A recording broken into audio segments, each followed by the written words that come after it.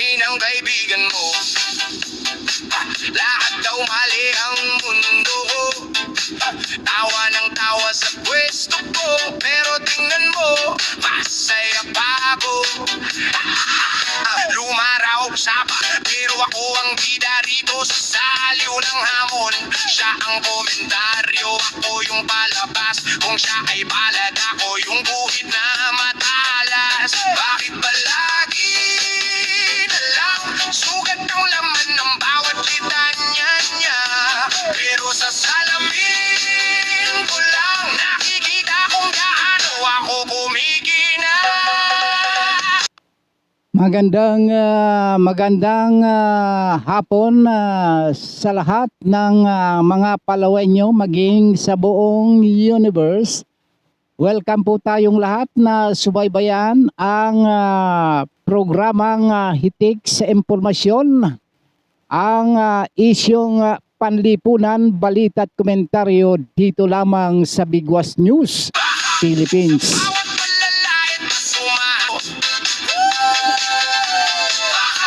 Kung di mo trip ang buhay ko, di kita gusto. Ginawa mong biro, yan ang gasolina ko. Samahan ho ninyo ako sa loob ng isang oras na pagtatanghal.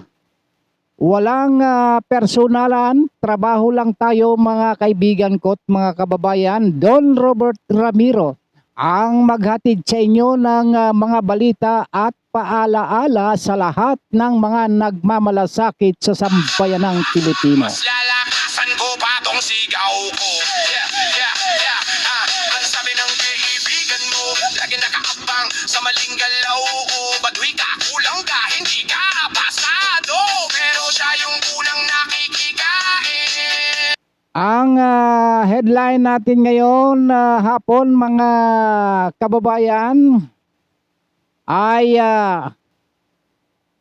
umatras ang 4 sa miyembro ng Brave 18 o yung tinaguriang mga dating sundalo na lumalaban sa katiwalian. Bukod ho dyan, dahil sa pananalasa ho ng bagyo, ay nagiging normal na ang mga pagbaha sa lahat ng dako ng ating bansa, yung tinatawag na new normal. Sablado, ingit ba yan o hobby lang talaga? Nabilangin ang butas ng payong ng iba, habang ako basang-basa sa ulan, kumakanta pa rin may sayo. Okay, umpisa na tayo mga kababayan. Ang tao'y marupok, kay daling lumimot. 25 million ang may dulot. Oh! Kapag paumanhin na ninyo mga kaibigan ko yung awiting yan Ang tao'y marupok, kay daling lumimot. 25 million ang may dulot. Kanino ho? Doon ho sa 4. Doon ho sa 4 na miyembro ng dating mga sundalo, ayon dito sa mga miyembro naman ng SMMP o Samahang Marites at Marisol ng Pilipinas, ang nagsasabi, ano daw ang sasabihin ng publiko sa pagtalikod ng 4 na dating miyembro ng Philippine Marines. 2 rito yata ay sundalo sa kanilang sinumpaang salaysay. Tumalikod sa kanilang sinumpaang salaysay. Pasumpa ka pa.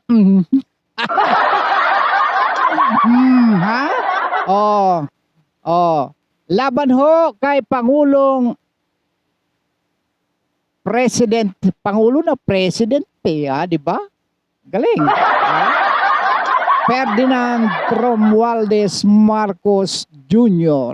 At hindi lang ho yan, kasama ho yung kanilang pag-atras sa sinumpang salaysay laban ho dito kay dating House Speaker Martin Romualdez at ako Bicol Party List Representative Saldico. Okay, di ba? Ano ho? Ito hong sinasabing ito, ito ho ay ang apat na ito na involve ho dito sa recantation.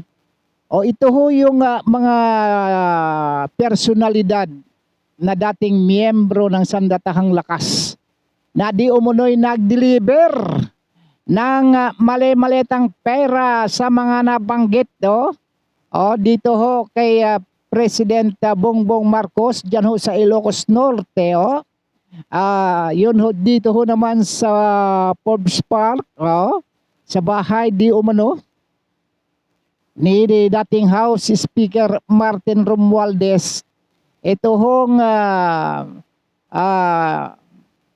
mga pangalan ho ng mga ika nga ay lumipat tumalon sa kabilang bakod. Sino ho ba yung tumalon sa kabilang bakod at bakit sila tumalon? Ito sina Bernard Tobe. Sa kanyang salaysay, binasa ko pa unang-una, ako si Bernard Tobe. Ako ay nagdala ng ganito-ganito. Bernard Tobe. Si Robert Waupan, si Benny Bolontate, at Cecilio Laroder. Nalungkot ho yung kanyang kasama, yung kanilang team leader, si Manalansan. Nalungkot sapagkat itong mga ito pala, yung apat na ito pinayuhan na pala ito pinayuhan na, pero nanaig pa rin ho sa kanila yung kanilang pagtalikod sapagkat alamin din ho natin ano ho kayang dahilan sapagkat itong mga maris na ito kung bansagan pa naman ito itinatawag na no retreat, no surrender. Bakit nag-surrender? Sabi nga no retreat, no surrender kumbaga sa Navy, no pay, no gain sa security guard no ID, no entry. Bakit kaya? Bakit kaya nag-retract? No retreat, no surrender. Pero, pinasurrender sila sa pamamagitan daw ng pananakot. Tinakot ho At nasuhulan di umano ng tig 25 milyong piso. Ang mga ito, yung kanilang negosyador, isa daw, Colonel Dominguez daw ba yun? Sapagkat matagal na ho itong mga ito hinihikat nitong isang opisyal opisyal ng kasundaluhan mga dating kasama nila ito at nakumbinsi yung apat pero may balik ho yun ito pa ho ang pinasurrender ho sila sa pamamagitan ng pananakot at nasuhulan ng di umano'y tig 25 milyong piso. Ayon dito kay Attorney Levito Baligod, yung kanilang handler. At ayon ho dito sa apat na ito ay kasama ho pa nilang inakusahan. Bukod ho dito kay Attorney Baligod ay inakusahan din itong si dating anak kalusugan Representative Mike Defensor at dating Blue Ribbon Committee Chairman Senador Rodante Marcoleta na di umano'y pasimuno ng blackmail o ika nga scam para makakuha ng malaking pera sa kanilang magiging biktima na nasa palasyo at maging kasamahan na umaasa ho na magkakaroon di umano ng malaking halagang bayad para sila ho ay ika nga patikumin ang kanilang mga bibig. Yun ho ang kanilang mga aligasyon eh. Yung kanilang mga ika nga yung mga palusutin eh. Alamin natin kung palso. Ang resback ho. Resback ng mga kasamahang nanindigan sa kanilang prinsipyo na ang apat na ito ay ibininta di umano ang kanilang mga prinsipyo at paninindigan at pagtataksil sa taong bayan na sa simula pa ay sa kanilang ipinaglaban na para sa katotohanan. Ito yung damdamin ng paghihinanakit ng kanilang mga kasamahan kung bakit nga ba kayo lumipat ng bakod. Hindi luksong, ito, maari ito masasabing luksong tinik eh. Bakit ho? Kasi may pahayag, si Ombudsman Boyeng Rimulya na kumo kayo ay lumipat sa kabilang bakod, kayo pa rin ay kakasuhan. Ang sabi ng mga Marites Merise.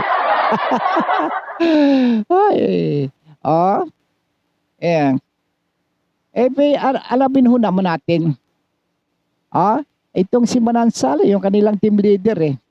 Nakakahiya daw ho kayo, kayong apat. Baka nakikinig kayo sa broadcast na ito.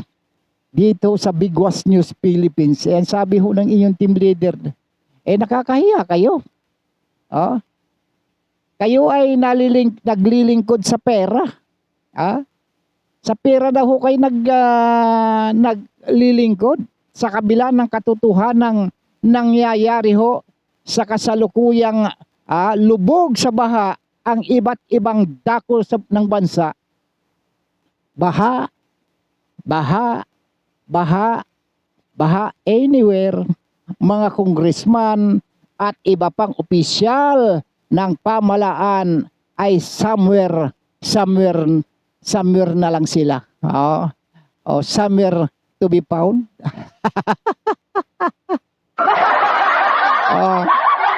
Sabi sa mga membero ng SMMP nagsasabi, tukso, layuan mo ako. Mukhang maliho yata ang lyrics nito. Dapat ganito yun eh. Hindi ho ganun ang lyrics. Dapat, tukso, lalayo ako sa'yo. Dapat ganun ang lyrics. Ikaw ang lumayo sa tukso. Hindi yung tukso ang lumalapit sa'yo. Hindi ho lalayo siya ang tukso sapagkat yung tukso ay nananatili ho yan kahit sa mga tagiliran ho ninyo. Dapat kayong umalis. Wag ho. Kaya mali ho yung lyrics na yun eh. Kung naligaw ang prinsipyo at paninindigan ng apat na ito, dapat siguro ay respetuhin din naman natin sila, no? Marahil. Pero, eto hong baha anywhere, lubog na ang mga kabahayan sa iba't ibang dako ng ating kapuluan ay ang sabi ho ng gobyerno sa kabila ho ng payag na magiging ito ho kunin ko nga yung report ng ating nung kasamahan ko ho dito ho sa Net 25. Sige Ateng, Mian. Matagal ho kaming matagal ko mga kasama yan eh. Sige nga, ano ho sabi nung sa gobyerno? Alex, yan nga ang malungkot na pangyayari matapos aminin kanina ng mga opisyal ng DPWH na bukod sa walang konkretong plano, wala raw silang pondo para bumili ng mga dredging machine o yung equipment. Yan ay ginagamit para hukayin ng mabababaw na riverbed o river basin natin dito sa lalo na sa Metro Manila. Sabi ng DPWH mula nang mag-take over sila pagkatapos ng Duterte administration, matagal na palang walang ginagawang dredging activities sa ating mga ilog kaya naging mababaw ito at mabilis tumaas ang tubig baha? Ano? Maliwanag, di ba? Di ba, Alex Yala? Congrats, ha? Nabanggit si Alex, eh. Wala ho tayong magagawa. Yun ang sabi ng DPWH. Wala daw ho pundo, eh. Anong gagawin ho natin? Wala pa lang pundo, eh. Kaya, ano ho ang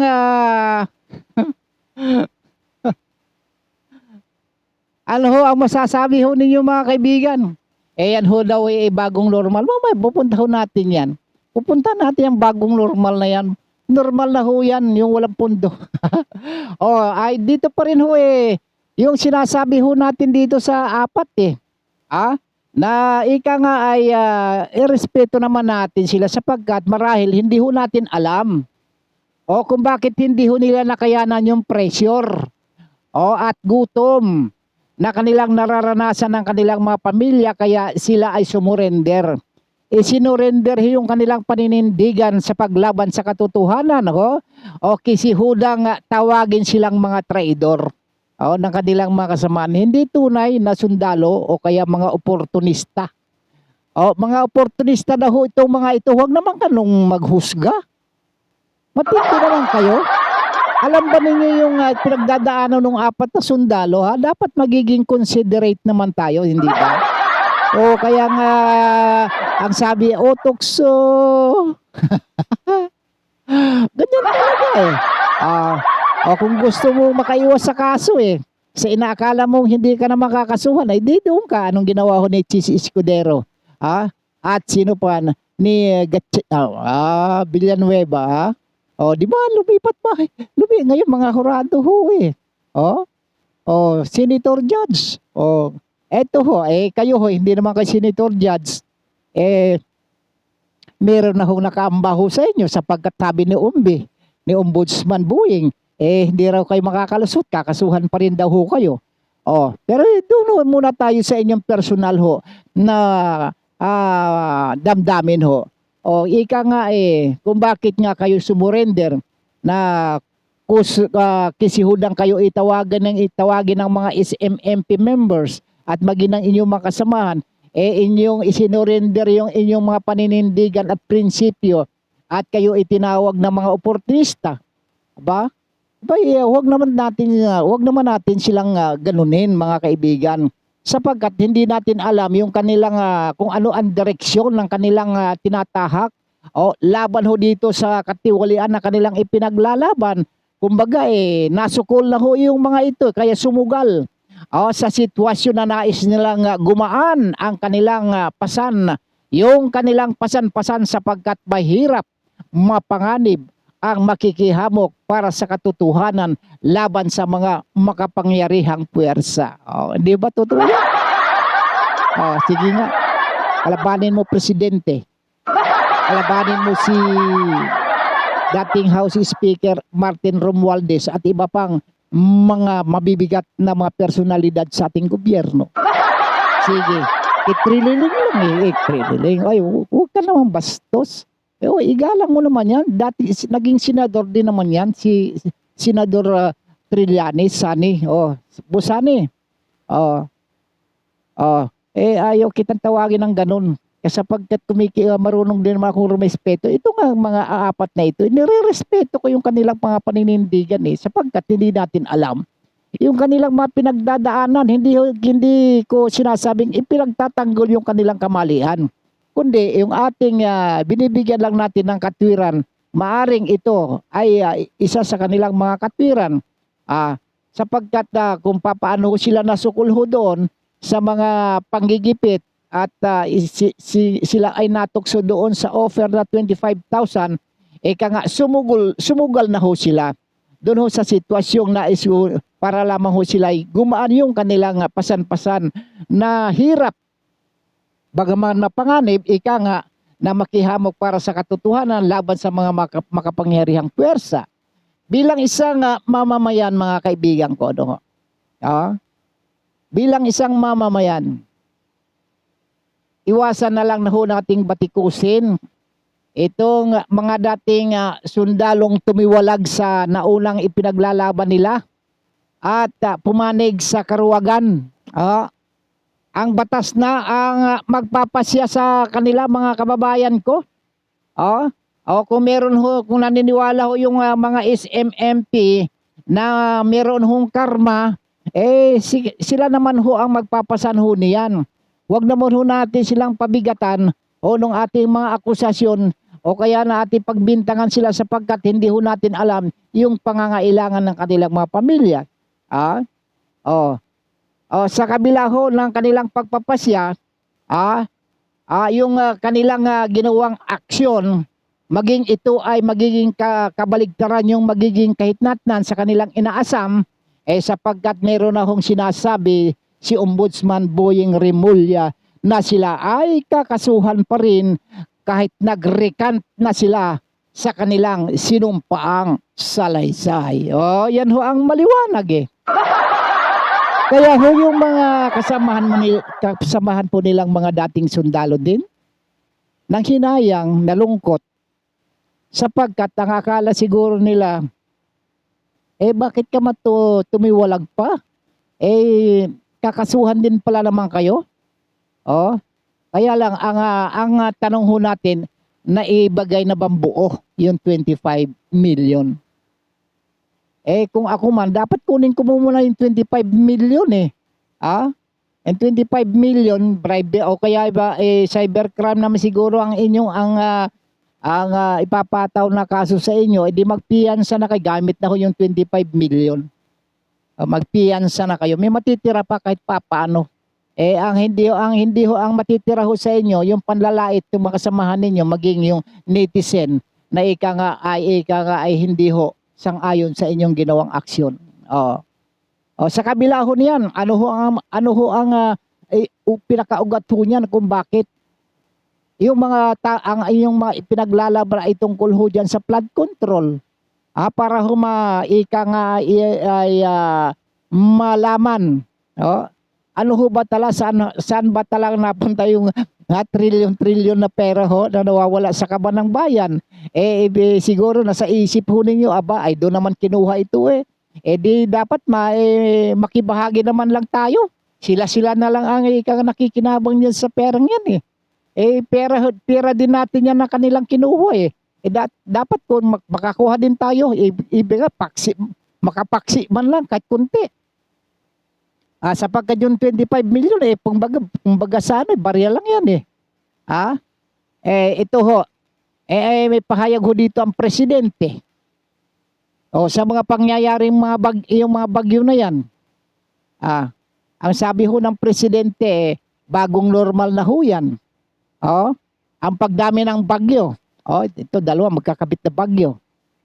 Si Luis ba yun ano ba, at saka si Maymay ay bagong normal na sa buhay natin daw yan Ang madalas na pagdating ng bagyo, yan ay bagong normal na at hindi na ho maiiwasan o mapipigilan ng gobyerno. Hindi na ho mapipigilan, wala pa nga paano mapipigilan wala na ho budget DPWH kasasabi ho lang kanila ni Mian nung aking kasamahan sa Net 25 si Mian Corbera kasasabi lang kanila wala na raw budget yung DPWH para ho dyan sa flood control kaya yung dredging nga ho hindi na ho magawa yung mga kailugan ho dyan silted na yung mga kanal silted na ho yun kaya kumbaga mabababaw na kaya umaapaw na yung tubig kaya ang sabi ng presidente nga ay bagong normal na ho yan at hindi daw talaga maiwasan yan sapagkat yung madalas sa pagdating ng bagyo ay hindi na maiwasan at mapipigilan sapagkat kailangan baguhin kailangan na raw natin mga kababayan ko baguhin na raw natin yung ating mga pananaw diyan ho sa malawakang pagbaha kita mo lumalangoy na ho meron pa isang bata talagang itinataas sa mataas na lugar diyan nakakunyapit diyan sa rehas ng kanilang bahay bagong normal na ho yan kayo magsipaglambitin sa mga puno sa mga kung ano-anong mahawakan ho ninyo bagong normal na ho yan ngayon Sapagkat kapag dumarating yung mga bagyo, para tayong mga tiyunggo. Ha? Akyat kayo ng second floor, o kaya punta na kayo ng bubo, magkunyapit na kayo. Yan ho ang bagong normal ngayon. Pero ang sabi ho naman ng presidente, baguhin na natin ang pananaw ho natin sapagkat lahat, diyan ho sa mga pangyayari, lahat naman hindi na ho na mapipigilan na ho yan. At bagaman meron hong pamamaraan, kung mapipigilan yung bagyo, yun hong pamamaraan na yung epekto ay mapipigilan. Pero yung bagyo, hindi po kayang pigilan yan. Hindi mo kayang utusan yan, oy bagyo lumayo ka. O bagyo, layuan mo ako. Hindi ganun. Ang tanging pamamaraan lang ho dyan ay kung paano ho natin maibsan yung masamang epekto nung kalamidad na yan, nung epekto ng bagyo. Ano daw ang dapat na gawin ho ng gobyerno? Kailangan ho ay intindihin natin ang sitwasyon. Sapagkat iyan ho ngayon ang bagong normal. Hindi ba? Ano daw dapat sabi nung mga may nagsasuggest ho kasi. Meron ho nagsasuggest, hindi ho naman nag-uutos. Ano daw dapat gawin ng gobyerno? Ang dapat daw kasi gawin ng gobyerno ay yung kailangan na pulungin ang mga ahensya ng gobyerno from mayor, governors, government agencies at management reduction forces fully equipped para sa assistance sa mga sinalanta ng baha. Paano nga nilang magagampanan yan? Wala na nga budget. Wala na kasasabi lang ng kaibigan ko yung sa dating kasamahan ko, si Mian. Wala na budget para ika nga sa dredging ho dyan Kaya, ayun, hindi raw ho kasi na mariresolba. At wala ho kasing napapanagot ho diyan Kaya ho, manatili na ho tayo. Kumalma na ho tayo. Ang ibig sabihin, kumalma ho tayo dito sa bagong normal. kahit na abnormal yung mga nangyayari. Kahit na abnormal yung nangyayari sa ating kapaligiran yung malakas na hagupit ng hangin at saka yung ika nga pagragasan ng baha hindi na normal abnormal na ho yan. Sa mga tao abnormal na rin ang utak ng mga tao naghanap sila kung saan sila kukunyapit para lang ika nga maiwas doon sa pangamba na yung mga panganib. Ang iba nga ho diyan sumisigaw na ng tulong. Tulungan niyo kami. Yan ho. Naririnig ho niya Naririnig ho natin yan. Ano ho, may nakakatulong ho ba? Wala ho. Nasana ho yung mga nakikita ho ba ninyo yung mga ng pamalaan? Meron ho, hindi ho lahat natutulungan. Yun lang ho dun sa lugar na kung saan sila malapit. Kaya hong ginagawa ng mamamayang Pilipino ang kanya, KKL na lang sila. KKL na lang kayo. Anong siyang KKL? Kanya-kanyang ligtas. Sarili ho ninyo, iligtas ho ninyo. Ganyan ho ang bagong normal sa ngayon mga kaibigan ko. Kaya ano ba naman magagawa natin diyan? Sapagkat yan na mismo ang pronouncement ho sabi ho lang sa ng Malacanang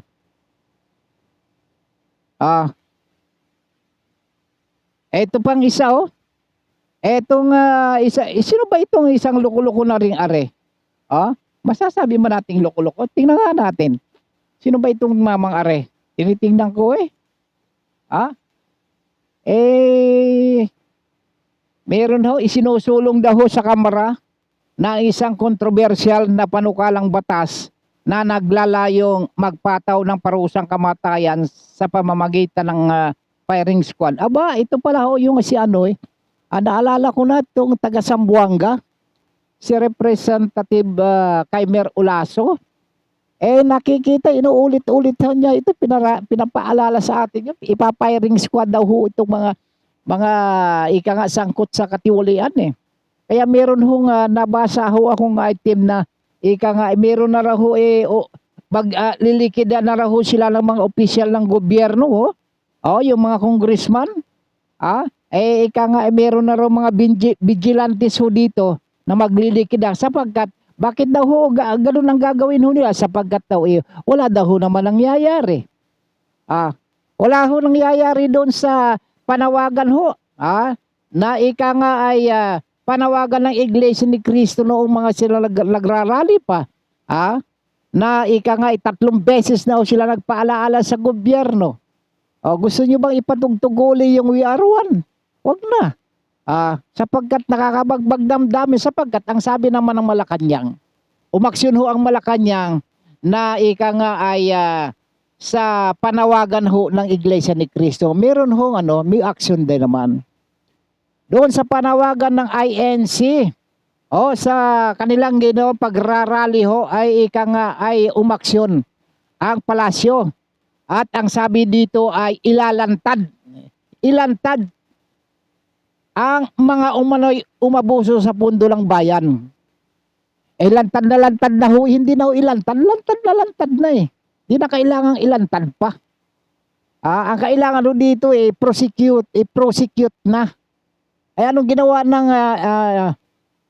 ICI? Yung kalahating report ng Blue Ribbon ni Senador Ping Lacson. Eto, nilantad na ho dito. Ano hong sinasabi nitong mga diskaya na maigit 150 na mga mambabatas ho dito ay involved. Si Ping Lacson, 16 o 15 o 16 ang pinangalanan. Bakit kailangan pa rito ng ilantad na uwi? Ito ho yung action ho ng Malacanang sa panawagan ng reliyon na INC. Ito ho, kapanipaniwala din ho ba itong sinasabing ito sapagkat ilantad na nga ang kailangan ho dito prosecute. Sige, sabihin na ho natin. Sinabi ho ni Presidential Communication Officer Undersecretary Claire Castro, sinimulan na ng Pangulong Marcos ang paglalantad sa mga umaboso sa pundo ng bayan. Kailan nagsimula? Sinimulan na.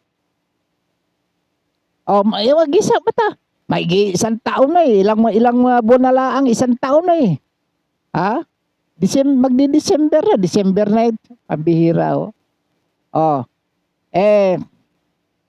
ang sabi ho dito ay kumikilos na di umano ang DPWH. Kumilos na. Ginawa ho ninyong star witness. Si Secretary Bunuan ngayon ika nga binaliktad yung mesa. Ng Sandigang Bayan. Sabi, tataob ko yung inyong pamingganan. Pag yung sa mga reporter, yung kumbaga dyan sa mga orbitero, pagka hindi na pagbigyan, itataob ko yung inyong kaldero. Lalo't dyan sa mga waiting. Mr. Kalawit, Edwin Moreno, si Kalawit, talagang paborito niya, yung mga paminggalan na yan, mga pergalan na yan, tingnan ho ninyo yung si taga Palawan ho yan Yan si Edwin Moreno, taga Coron ho yan, taga Coron. Palawan. Yan sa Kalawit sa DCRJ ho naman yan pinakilos na di umano yung DPWH. Ang Department of Justice pusang malaki. Gagala-gala po. Nauuna pa yung mga ika nga, nakasuhan yung mga dating sundalo napakulong na si Jingo Estrada, napakulong si Senador Marcoleta, napakulong si Mike Defensor. Eto ho, nung nakaraang Sabado lang pinusasan yung 10 mga marino dating marino nakabuti naman, nakapagpiyansa, may tumulong ng mga kababayan ho natin para mapiyansan tong mga ito. Samantalang ito nga dati ng pinangalanan, wala eh. Wag ho, hindi ho ganun ang pag-iisip ng mga nagrarally ho na mga INC. Hindi ho basta-basta nabubula ho yan. Hindi ho yan mga bobo. Tandaan ho ninyo. Sapagkat maliwanag na maliwanag ang sinasabi. Doon sa mensahe na hindi kami titigil na hanapin. Ang alin? Yung pananagutan, transparency, hustisya, hindi kami titigil. Kaya huwag kayo mambubula. Ito pambubula ito. Kumikilos na raw mag-isang taon. Ilalantad dati ng lantad. Ano ba naman yan? Ito ho, ang sabi ho dito, kumikilos na di umano ang DPWH, DOJ at Ombudsman at iba't ibang ahensya na magsumiti ng kanilang natuklasan at ilan sa mga rekomendasyon para kasuhan ang mga nasasangkot. Dito na naman tayo Dito naman tayo, pinaiikot nyo naman yung aming dito, yung aming kukote. Nagbigay na, di ba, inimbitahan pa nga dito yung mga dating sundalo sa DOJ. Kinausap, pinagawa ho ninyo pinagawa pa ninyo ng affidavit. Pagkatapos ito sa ombudsman, nireject ko yung mga affidavit. Wala raw basihan pagkatapos tinanggap naman yun, binago yung binaliktad yung 4 na affidavit. Okay na raw samantala, ay, pambihirang kalabaw ito. Ay, pambihirang buhay ito. Sige. Sige, tuloy nyo lang yung pambubula ho ninyo, yung pambubudol ho. Hindi ho sinasabi ko sa inyo Hindi ho habang panahon nababaloktot ninyo yung batas. Yung bendalo na yan lalong-lalo na kayo dyan sa DOJ dyan ho sa Malacanang at dyan sa Ombudsman. Matatalino ho yung mga may mga abogado ho dyan, mga tatalino din sa mga iglesia ni Cristo. Tandaan ho ninyo. Hindi ho yan mga bupol. Kayo yung mga bupol. Lalabas na mga bupol dito. Dito lang sa inyong, dito pa lang sa ulat ho ninyo, ilalantad. At saka, kumikilos na. Kailan pa? Tapos, magsumiti kayo ng mga rekomendasyon. Matagal na. Ang sabi ho ng Diskaya nung umpisa pa lang tayo, magkaharap tayo sa isang mesa Iba't iba na nga lang yung natin. Sitwasyon natin kayo. At yung bahagi natin magkaiba.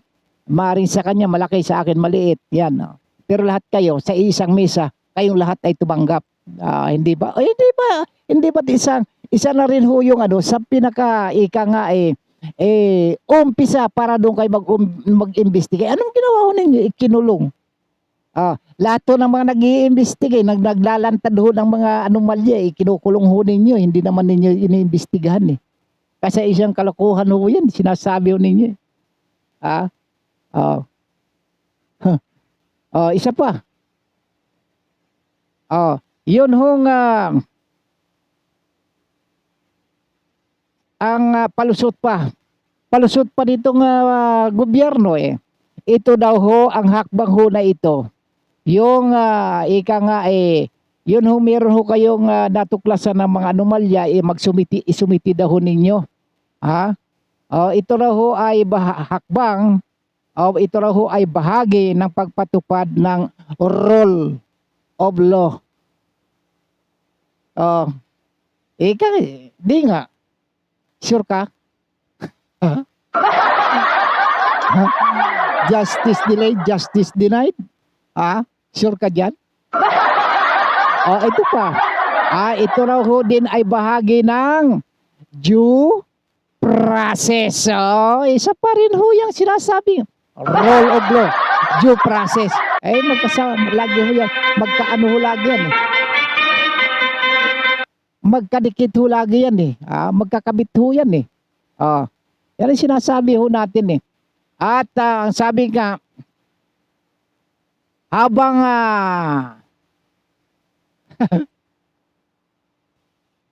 habang ho ay ika nga yung mga resolusyon ng mga kasalukuyang ahensya ng gobyerno ay pinaplansa daw ho yun yung mga natuklasan na mga anomalya at kailangan ay yung kanilang rekomendasyon para nga ika nga yan ay dalhin na ho yan ho sa ombudsman o di kaya naman sa DOJ.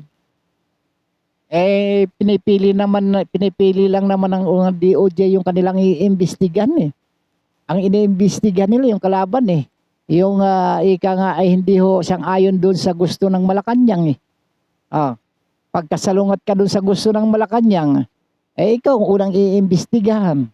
Ano ho nangyari doon sa Davao inimbestigahan? Inimbestigahan yung mga flood control doon pagdating dito sa Ilocos eh. Kita mo, dahil po, ragas talaga. Pinapahiya kayo sa inyong ginagawa eh. Nakakahiya kayo. Sa totoo lang. Eto ho. Matatandaan ho ninyo mga kaibigan. Sinasabi na ho natin na ipinunto talaga ho yan. Ng mga nagrally noon. Hindi lang ho mga Iglesia ni Cristo, lahat iba't ibang grupo ho na hindi pa ho rin ho natutuntun hanggang sa ngayon yung mga sinasabing mahigit 1 trilyong pisong pundo ng flood control at iba pang proyekto ang dapat na ho ika nga natuklasan na. Ika nga yun ang investigasyon ho diyan ay dapat na mas malawak at dapat na mabilis tapusin ang investigasyon lalo na sa gitna ng mga lumalabas na mga testimonya. Number 1 ho dyan, yung testimonya ng mga sundalo. Pabulaanan, kung gusto nyo pabulaanan, kung kontrahin nyo. Huwag nyo itchapwera. Pagkatapos anong ginagawa ninyo? Kinasuhan, ikukulong. Siya na nga nagbibigay siya ng impormasyon. Pagkatapos sasabihin nyo, mag-isubmit ho ninyo. Tapos ilantad ho ninyo mga anomalya. Kalukuhan.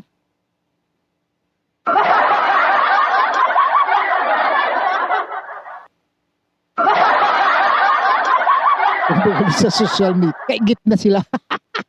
Kaigit na! Isa pa ho rito. Gusto lang ho nating itanong, kasama ho ba?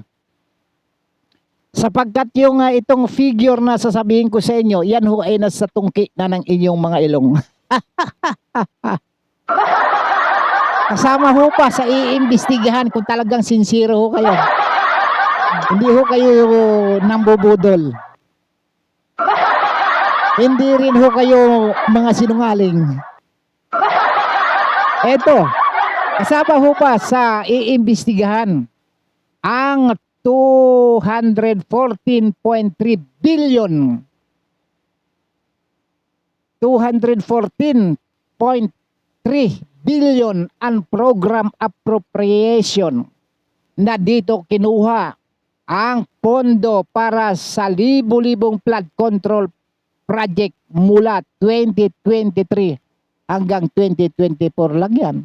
Wala pa yung 2025. Sige. Kasama ho ba yan? Kayo gusto ninyong maglantad ng ano eh. Eto, dito sa programa ng Bigwas, nilalantad ho namin. Itong sinasabi ho namin, itong mga figura na ito, kinuha din namin sa news ninyo. Ito ho, kaya ho namin binobroadcast namin dito sapagkat ito ho ay paalaala sa inyo kung kayo ay meron ng mga Alzheimer. O kaya naman kayo ay nagbubulag-bulagan. At sana huwag kayo matuluyan. Kasama pa rin ho ba itong ito hong 52.6 billion na flood control sa National Capital Region. O, itong National Capital Region, ha? Tingnan ho ninyo, ha? Sa kabila nung meron pa kang mga deposit ng mga tubig baha, eh. O, anong nangyari? Baha pa rin. Yun sa sinasabing sa Araneta, ha? Na para ma-testing kung talagang effective, ay, ano sabi ho ninyo? Ineffective. Oh, kasama ho ba yan? Yung 52.6 na flood control dyan dito ho sa National Capital Region. Na kung saan kasama yung ba yung Taguig? Paborito ho ninyong mga buligligin eh.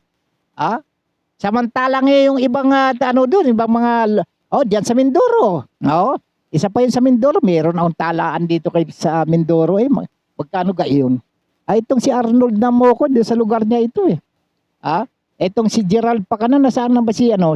Itong si Regional Director Gerald Pacana ng DPWH. So, kasama rin ho ba itong 13.6 billion flood control para ho sa Pangasinan? Kasama ho ba yan? Iimbestigan ho ba ninyo yan? Kasama rin ba yung 11.2 billion? Doon ho sa malaking baha dyan ho sa lalawigan ng La Union.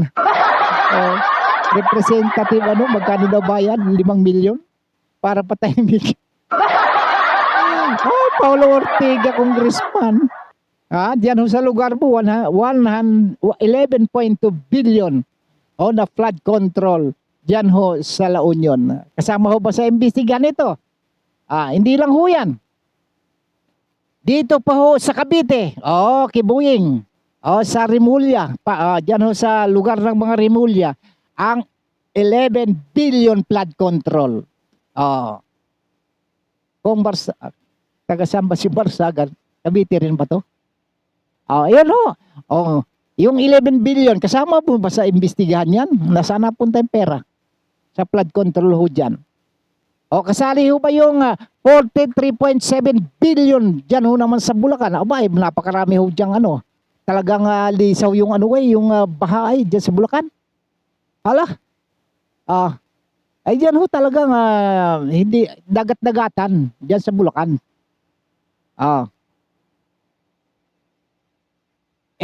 Dyan ho sa dyan ho sa Batangas, Kilibeste.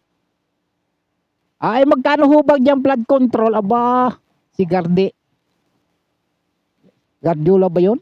May inireklamo ni Kung Leandro. Ang budget ho dyan sa flood control na 7.13 billion nasaan na ho daw? Nasaan na ba yun? Nasaan na napunta yung dito pa lang ho yan sa Macala. Wala pa ho, di pa ako tumatawid ng ng Visayas, Mindanao wala pa ako doon sa lugar namin kung saan yung flood control doon yung dike doon talagang ika nga binalasubas sa baha dyan ho sa Benguet dyan ho sa Benguet na kasama ho ba sa imbestigan ho dito ang 3.1 billion? Maliit kung ganoon. Kung 3.1 billion lang kasama ho ba yan sa mga iimbestigan ho diyan?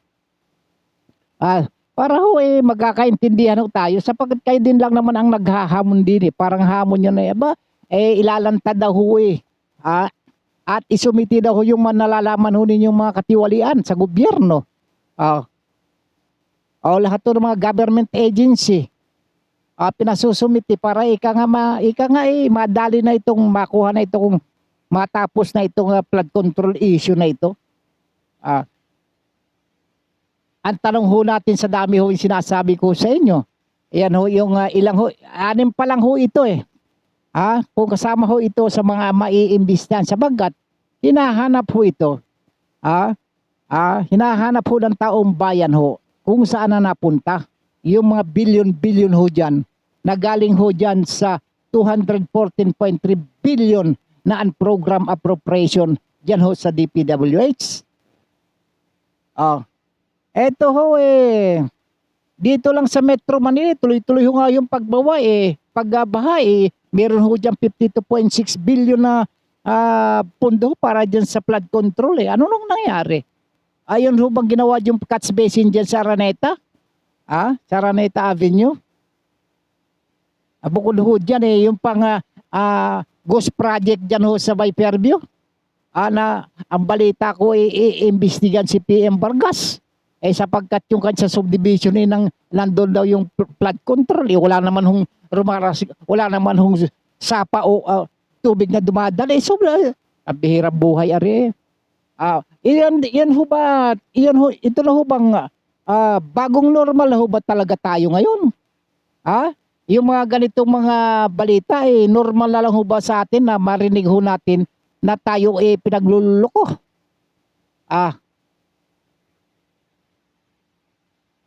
Eto pa ho, hindi naman ang sabi sabi pa ng presidente, hindi talaga magbabago sa dami ho ng bagyo, hindi at saka wala akong pipigil Huwag nyo na lang iipunin. Mag-iipon ng tubig. Para saan daw gagamitin sa mga sakahan? Pagkatapos mayat na nagtanim, mayat maya ani. Ay, pambihira. Ay, nako.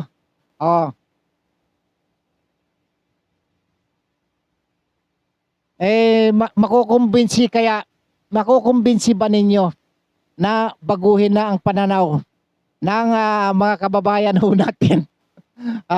Na palitan na ho yung ating mga pag-iisip, magiging normal na kapag kayo lumalangoy-langoy sa baha? Magiging ano na kayo? Normal na para sa inyo? Yun ang sinasabi natin. Well, mas mabuti kasi baka mag-init na naman yung aking bunganga kung ano pang masabi ko sa inyo medyo kinokontrol ko yung aking kinokontrol ko sapagkat ayoko naman kasi mamamahiya. Ayoko kayong mapapahiya. Kaya sinasabi lang ho natin, nagtatanong ho tayo. Kung paano ginalang ko nga rin din yung apat na marino. Yung kanilang pag-over the bakod at least tinulungan ko sila kung para maintindihan ng taong bayan kung bakit sila nagkaganon. Hindi ho ba? Kaya sabi na magiging neutral tayo. Dapat mag-isip din tayo. Gaya din ho yung kagaya ng pag-iisip nitong aming mga kabatsmate na ito, sina Espiridion Ligayada, si Engineer Jimmy Apostol, itong si Lourdes Sadicon, si Wendilyn Reyes, si Para Gagarani, itong kaibigan ko si Josephine Macapagal dyan ho sa California. Sa US ho na ninirahan itong mga ito sa ibang bansa. Maliban dito sa nabanggit kong dalawang pogi, kasama itong si Danilo Lagahit, Wilfredo Gutierrez, si Atanasio at Bing Briones, kasama ho itong magandang class batchmate ko rin, si Sioderly Permalino na siya dati ho retired teacher na ho ito.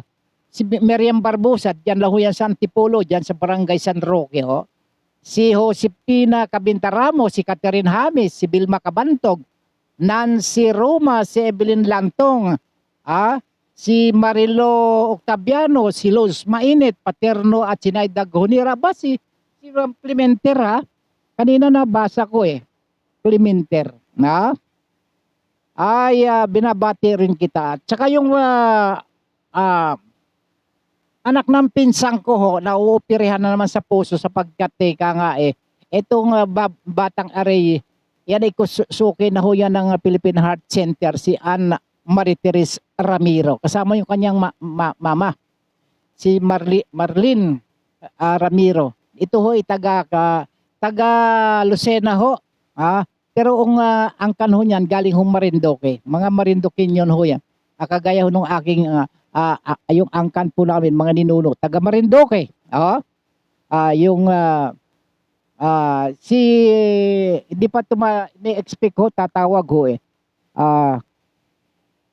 wala pa. Hindi pa nagtitik sa akin. Baka bumiyahe sila kagabi papunta rito ng Metro Manila galing na Lucena papunta rito sa East dito sa Philippine Heart Center. Sana walang magiging problema sa operasyon mo diyan sa puso. Si Ann Marie Therese Ramiro. Ayusin mo buhay mo, ineng, ha? At sa mga kaibigan ho nating sina Ding Grabo, si Alfred Bayane, si Rambo Jemelin Nietes, Presi Pangilinan, gayon din kay Labner Pangilinan, si Nyoron Martinez, Kuyang Leo Ramiro ho, ang ng Scan International, Attorney Frederick Abuig ng Kongreso ng Palawan. Ay si Kuyang Baby Puertes ho, Mansueto Puertes. Diyan ho, may programa din ho sa Biguas News Philippines.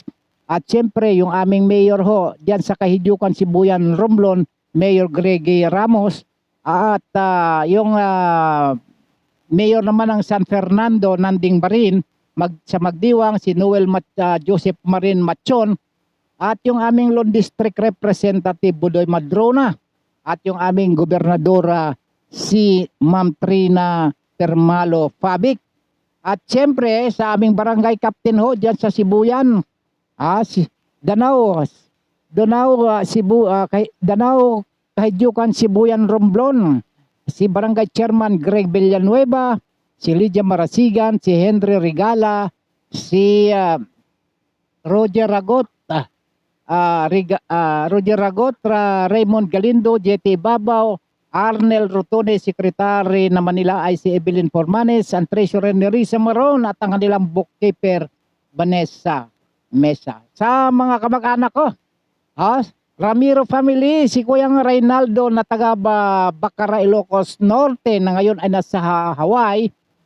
Si Kuyang Normario naman, yan ho naman sa Laguna, si Kuyang Nelson. Si Kuyang Tupper.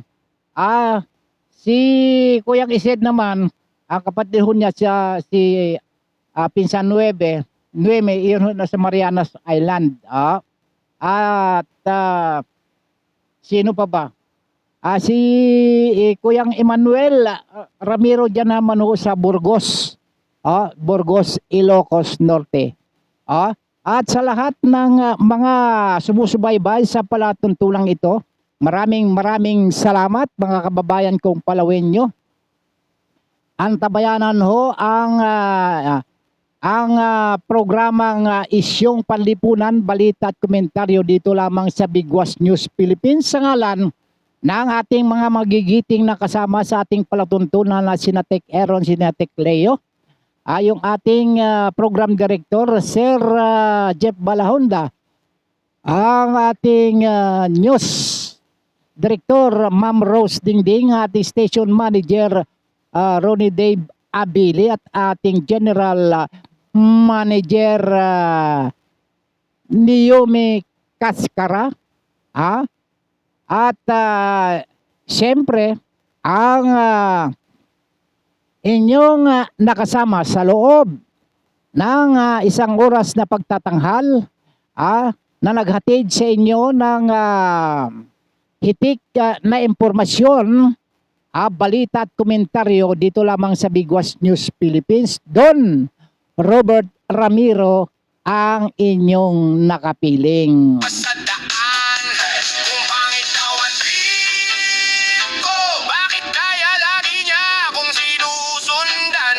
Kung wala raw akong kwento, bakit pangalan ko ang kinukwento niya sa tanan? Bakit sa bawat panlalait na sumahaw ako?